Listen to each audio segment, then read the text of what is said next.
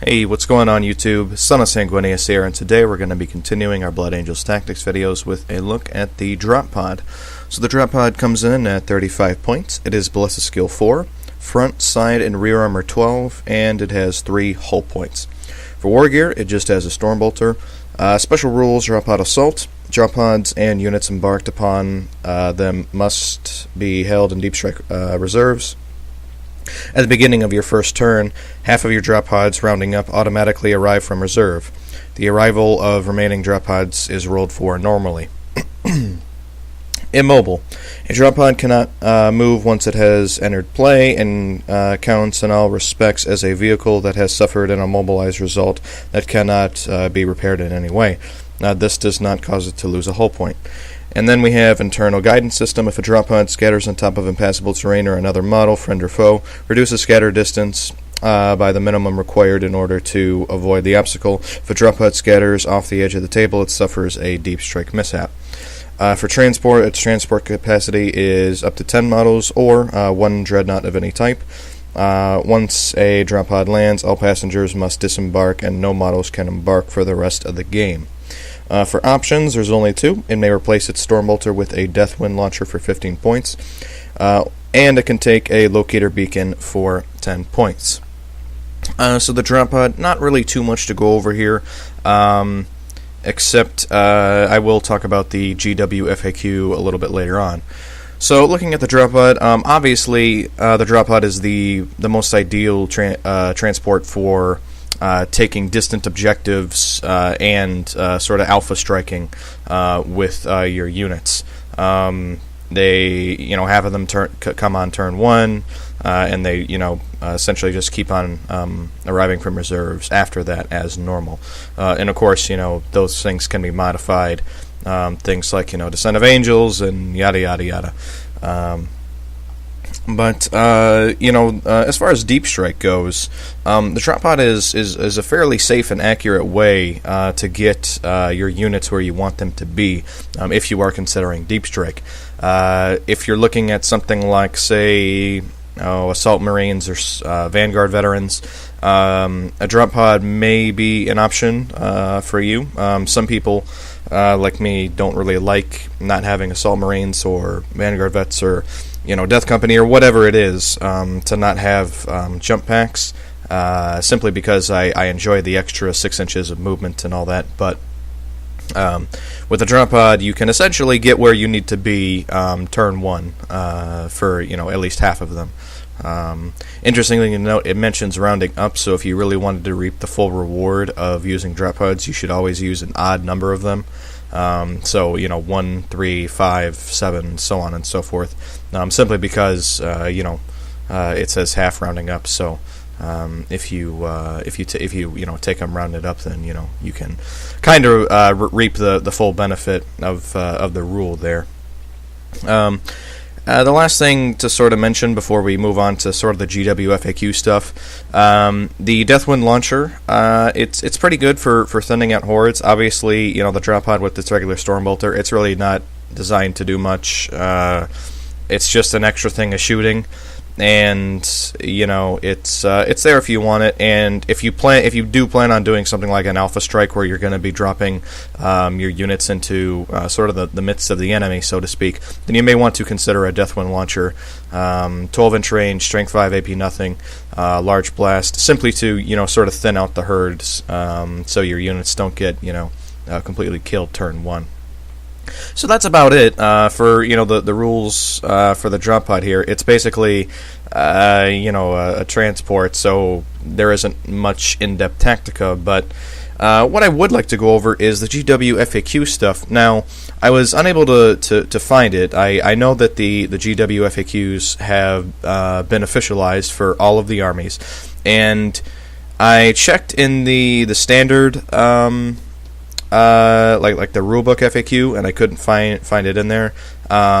It may be in the Space Marine FAQ, and what I'm talking about is how GW now has specified that a couple of things. For one, if the doors of your drop pod, the actual model, can open, then when you deploy it, it has to be deployed with the doors open, and the doors do count as part of the hull.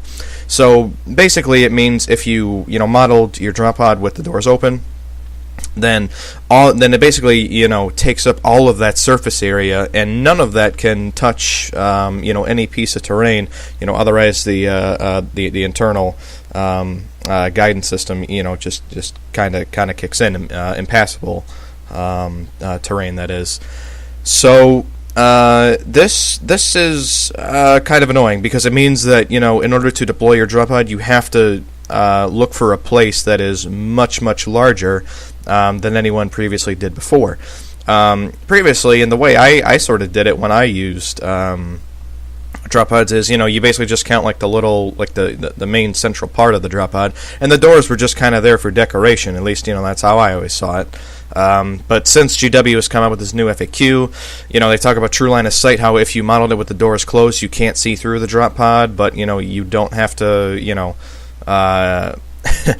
have to count the doors or whatever when you're placing it, placing it from Deep Strike.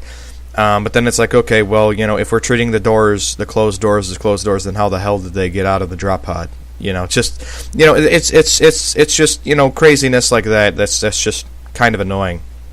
But there are some other big things in that are somewhat beneficial to people using drop pods. And honestly, as someone, I play, we play Blood Angels, and it's great. But the one thing that does have me concerned, there's two main things, considering the doors being treated as the hull, and how you essentially have to find this big spot on the table to actually place your drop pod down. Now there's two main things. The first one is, because the doors are now considered to be part of the hull for Deep Strike purposes, it also means that the doors are considered part of the hull for the purposes of disembarking.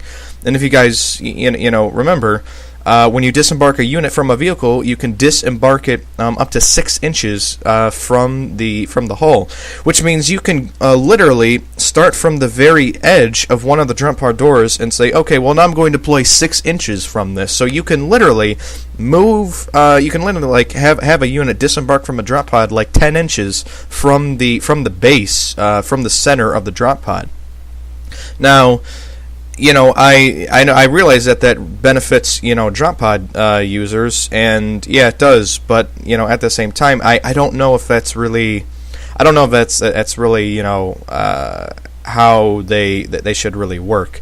It's beneficial for anyone who uses drop pods, obviously, but and I use drop pods, but I still kind of see that being like some cheese there. But I guess it's kind of a way to make up for the fact that you now have to have like a fairly large surface area to actually drop the thing in. The other thing too is, because the doors are part of the hull, and the doors are part of the vehicle. If you guys remember, the rules specifically state that an enemy model has to stay at least 1 inch away from your models. So, say for example, you're playing with one of those popular fat mats, and you're playing like a cityscape. You could literally, almost certainly, like block off an entire road and just sort of box your opponent in. Or you can place the drop pod now with its doors open in between pieces of terrain and literally block your opponent in, and they would basically be forced to destroy the drop pod. Which, the drop pod is armor 12 on all sides. It's not. It's not the most difficult thing to take out, but it's still something to consider. So, considering the GWFAQ, there are certainly ways to use the rules to your advantage if you're using them. And if you're on the receiving end, you can take comfort in the fact that your opponent is now forced to use a much larger surface area, but that sort of kind of cuts both ways, because now they can the model itself, if its doors are open, can literally block off entire roads, or can be set in between pieces of terrain and stop you from moving past it in certain circumstances. So these are things to consider. Overall, like I said, the drop pod is best used for objective grabbing or alpha strike. So anyway, I'm curious to see what you guys have to say. Please leave a comment down below. Feel free to like and subscribe, and I will see you guys in the next video.